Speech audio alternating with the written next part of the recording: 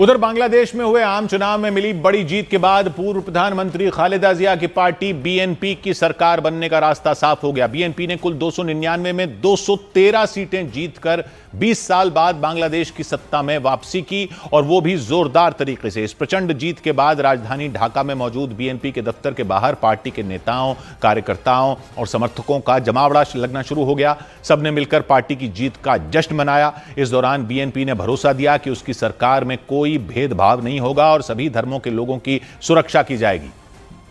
It's a victory of the people of Bangladesh, and we are very confident this democratic transition will ensure a free land again where every citizen's rights and freedoms will be protected.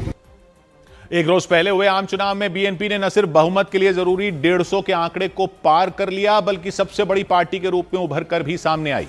Bangladesh की संसद की कुल 299 सीटों पर हुए चुनाव में BNP ने 213 सीटों पर जीत दर्ज की, जबकि 11 दलों के साथ गठबंधन कर चुनाव में उतरी जमाते इस्लामी को सिर्फ 76 सीटें ही मिल सकी। वहां हुए छात्र आंदोलन के बाद अगस्त 2024 में शेख हसीना को सत्ता छोड़नी पड़ी थी। इस घटना के करीब 1.5 साल बाद वहां आम चुनाव हुए थे, और बांग्लादेश में बीएनपी को मिली इस जीत के बाद खालिदा जिया के बेटे तारिक रहमान वहां के नए प्रधानमंत्री बन सकते हैं। छात्र आंदोलन और भारी राजनीतिक उथल पुथल के बाद हुए आम चुनाव में बीएनपी ने तारिक रहमान की अगुवाई में ही चुनाव लड़ा था, और इस चुनाव में जमाते इस्लामी को हराकर उनकी पार्टी ने शानदार जीत दर्ज की। इस जीत के साथ ही तारिक रहमान का प्रधानमंत्री बनना करीब करीब तय माना जा रहा है। उन्होंने 2 सीटों पर चुनाव लड़ा था और उन दोनों सीटों पर उनकी जीत हुई।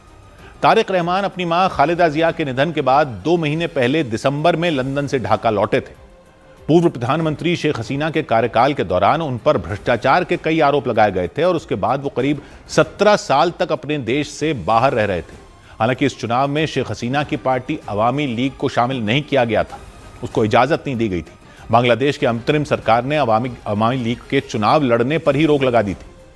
माना जा रहा है कि अवामी लीग के न होने से उसका सारा वोट बीएनपी के खाते में गया, और इसी वजह से पार्टी ने इतनी बड़ी जीत दर्ज की। अनुमान लगाया गया कि वहां रहने वाले हिंदू समुदाय के लोगों ने भी बीएनपी पर ही विश्वास जताया, और बांग्लादेश में चुनाव के नतीजे आने के बाद प्रधानमंत्री नरेंद्र मोदी ने बीएनपी के अध्यक्ष तारिक रहमान को फोन कर जीत की बधाई दी।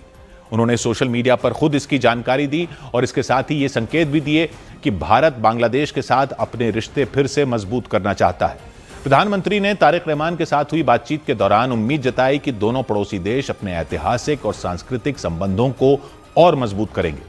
शेख हसीना के सत्ता छोड़ने के बाद भारत और बांग्लादेश के बीच रिश्ते में तनाव आ गया था।